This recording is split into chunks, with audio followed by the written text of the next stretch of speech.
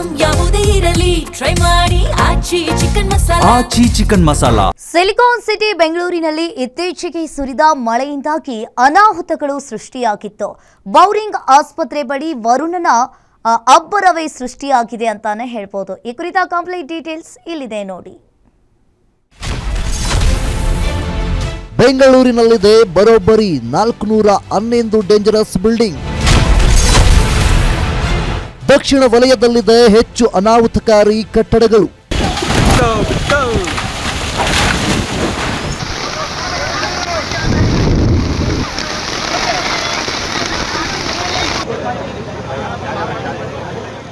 ಬೆಂಗಳೂರಲ್ಲಿ ಮಳೆ ಬಂತು ಅಂದ್ರೆ ಸಾಕು, ಎಲ್ಲಿ ಯಾವ ಗೋಡೆ ಬೀಳುತ್ತೋ ಯಾವ ಬಿಲ್ಡಿಂಗ್ ಉರುಳುತ್ತೋ ಅನ್ನೋ ಭೀತಿ ಜನರನ್ನು ಕಾಡ್ತಾ ಇದೆ.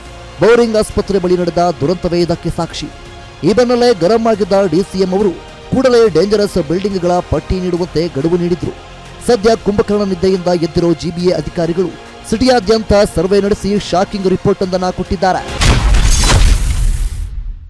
ಎಲ್ಲಿ ಎಷ್ಟು ಅಪಾಯದ ಕಟ್ಟಡಗಳಿವೆ? ದಕ್ಷಿಣ ನಗರ ಪಾಲಿಕೆ 106 ಕಟ್ಟಡಗಳು, ಉತ್ತರ ನಗರ ಪಾಲಿಕೆ 84 ಕಟ್ಟಡಗಳು, ಪಶ್ಚಿಮ ನಗರ ಪಾಲಿಕೆ 60 ಕಟ್ಟಡಗಳು, ಪೂರ್ವ ನಗರ ಪಾಲಿಕೆ 51 ಕಟ್ಟಡಗಳು, ಕೇಂದ್ರ ನಗರ ಪಾಲಿಕೆ 49 ಕಟ್ಟಡಗಳು. ಜಿಬಿಎ ಅಧಿಕಾರಿಗಳು ಕೊಟ್ಟಿರೋ ಮಾಹಿತಿ ಪ್ರಕಾರ ಸದ್ಯ ಜಿಬಿಎ ವ್ಯಾಪ್ತಿಯಲ್ಲಿ ಬರೋಬ್ಬರಿ 411 ಡೇಂಜರಸ್ ಕಟ್ಟಡಗಳು ಪತ್ತೆಯಾಗಿವೆಯಂತೆ. ದಕ್ಷಿಣ ನಗರ ಪಾಲಿಕೆಯಲ್ಲಿ ಅತಿ ಹೆಚ್ಚು ಅಂದ್ರೆ 106 ಅಪಾಯದ ಕಟ್ಟಡಗಳಿದಾವಂತೆ. ಉತ್ತರ ನಗರ ಪಾಲಿಕೆಯಲ್ಲಿ 84, ಪಶ್ಚಿಮ ನಗರ ಪಾಲಿಕೆಯಲ್ಲಿ 60, ಪೂರ್ವ ನಗರ ಪಾಲಿಕೆಯಲ್ಲಿ 51 ಡೇಂಜರಸ್ ಬಿಲ್ಡಿಂಗ್ಗಳಿದ್ರೆ ಕೇಂದ್ರ ನಗರ ಪಾಲಿಕೆಯಲ್ಲಿ ಅತಿ ಕಡಿಮೆ ಅಂದ್ರೆ 49 ಕಟ್ಟಡಗಳಿದಾವೆ ಅಂತ ಪಟ್ಟಿ ಸಿದ್ಧಪಡಿಸಿದ್ದಾರೆ. ಕಳೆದ ವರ್ಷ 10ಕ್ಕೂ ಹೆಚ್ಚು ಕಟ್ಟಡಗಳು ಕುಸಿದಾಗ ಸುಮ್ಮನಿದ್ದ ಅಧಿಕಾರಿಗಳು ಈಗ ಅನಾಹುತಗಳ ಸರಮಾಲೆ ಆರಂಭವಾಗ್ತದಂತೆ ನೋಟಿಸ್ ನೀಡಲು ಮುಂದಾಗಿದ್ದಾರೆ.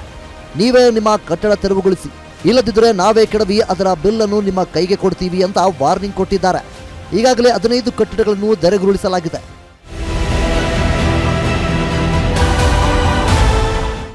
ಒಟ್ನಲ್ಲಿ ಅನಾಹುತ ನಡೆದ ಮೇಲೆ ಜಿಬಿಎ ಎಚ್ಚೆತ್ತುಕೊಂಡಿರೋದು ಸಮಾಧಾನದ ಸಂಗತಿ. ಆದರೆ ಪಟ್ಟಿ ಸಿದ್ಧಪಡಿಸಿ ಸುಮ್ಮನಾದರೆ ಸಾಲದು.